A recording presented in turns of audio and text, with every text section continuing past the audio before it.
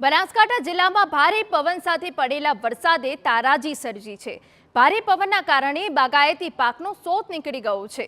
ભારે મહેનત કરીને ઉછેરેલા ખેડૂતના પાક પર વરસાદનું પાણી ફરી વળ્યું છે।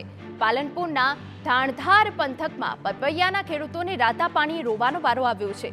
ખેતરમાં રહેલા પપૈયાના વૃક્ષો જમીનદોસ્ત થઈ ગયા।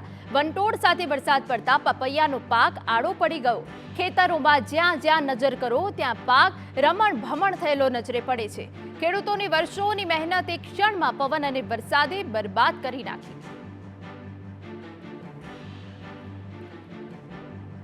કરાના લીધે અને પવનના કારણે પપૈયાના પાકને બહુ જ નુકસાન થયું છે। વરસાદ એકલો હોય તો કશું નુકસાન અમારે ન હોત। વરસાદ આવવાથી તો સારું રહે, પણ આ પવનના ક્લાઇમેટના આધારે પવન પણ ગ્લોબલના આધારે બધું જે એકદમ સ્પીડ વધારી દે એના કારણે પપૈયાના પાકને બહુ જ નુકસાન થયું। પપૈયાનો પાક છે, પછી અમારે બાજરી પણ બધી એકદમ સોથ વાળી દીધો છે। ખેતરમાં પપૈયાનો પાક વેરણ છેરણ થઈ ગયો છે।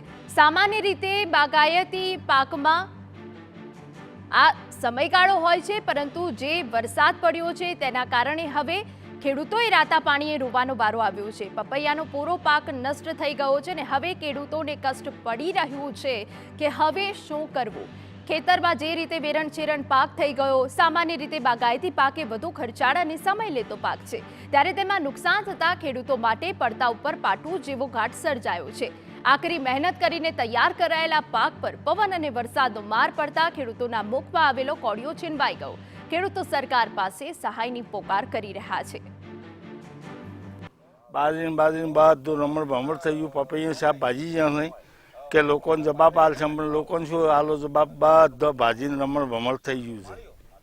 આવું બધું નુકસાન તો 10 થી 12 લાખનું થયું હશે સાહેબ। સરકાર જોડે સહાય આવે તો સરકાર માં બાપ છે, ના આપે તો જેમ બીજું તો શું ચાલે અમારું।